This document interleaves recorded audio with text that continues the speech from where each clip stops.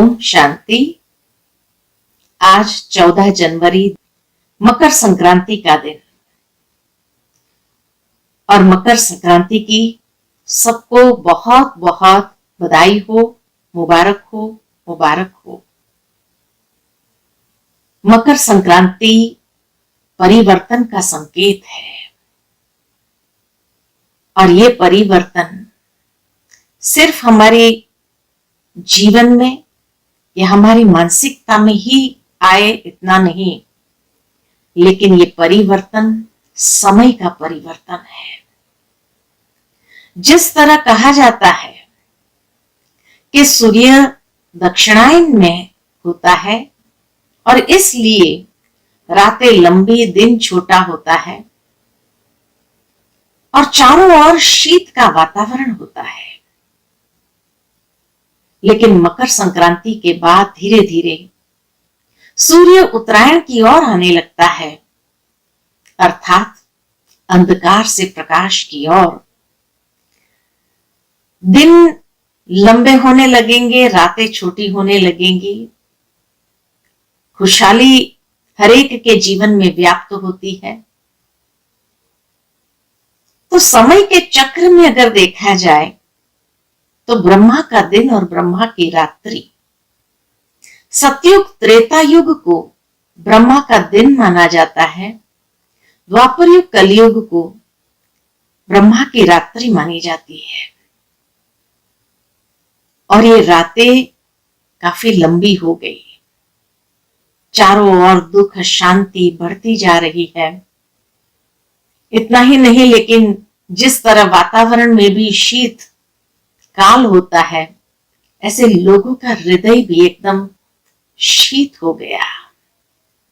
मानसिकता में भी एक शीत लहर है, अर्थात कोई उमंग उत्साह नहीं, कोई खुशी नहीं। डिप्रेशन के शिकार लोग बनते जा रहे हैं।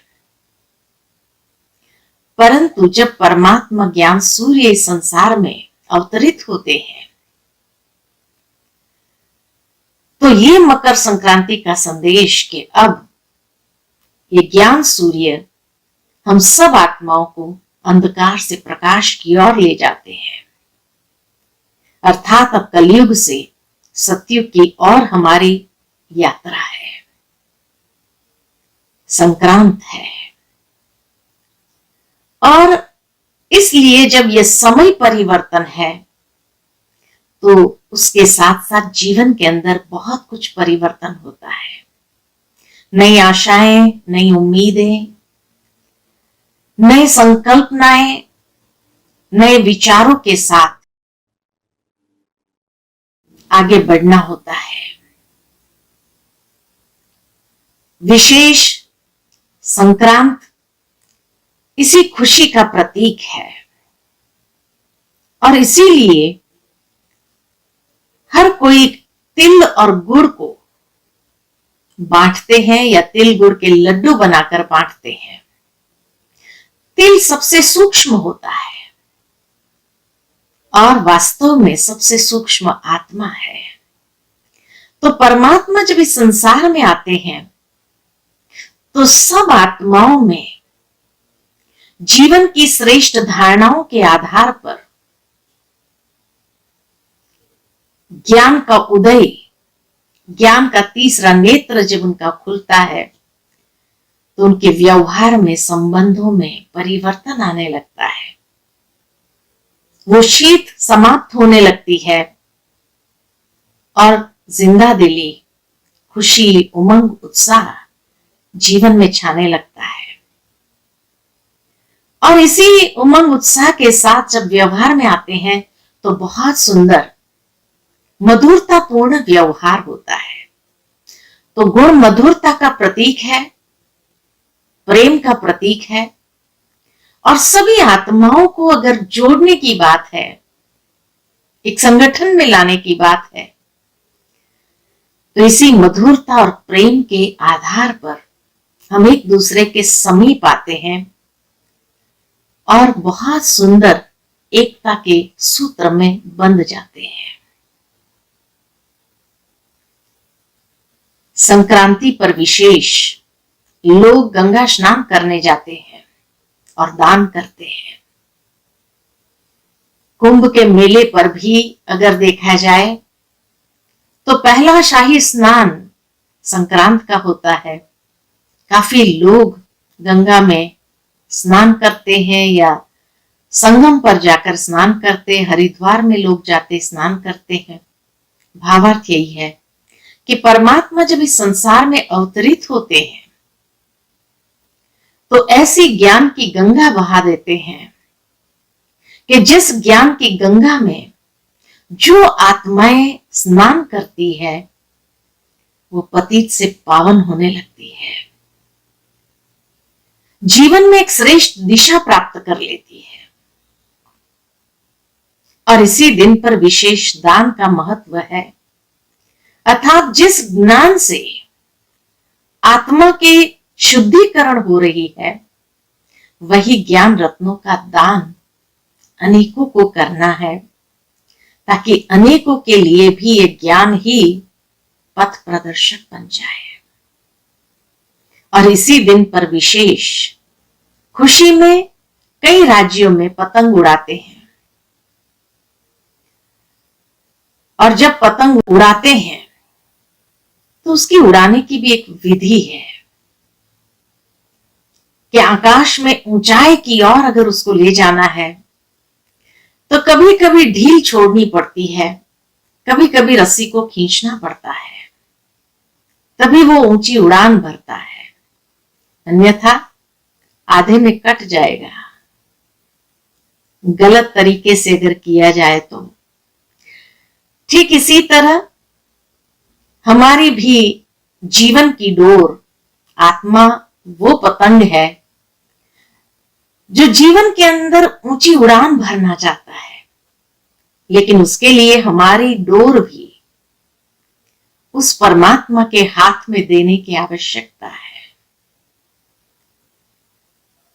इतना ही नहीं, लेकिन विशेष ये पतंग बन ऊंची उड़ान भरने के लिए कहीं कहीं ढील छोड़नी पड़ती है और कहीं कहीं हमें भी अपने आप को मजबूत करना पड़ता है, अर्थात रस्सी को खींचना पड़ता है।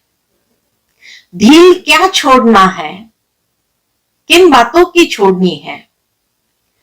कई लोगों ने जीवन के अंदर कई पुरानी बातों को पकड़ के रखा है, अब उसको छोड़ दो, ढील छोड़ो, क्योंकि जब तक ये बातों को छोड़ेंगे नहीं तब तक हम ऊंची उड़ान भर नहीं सकेंगे।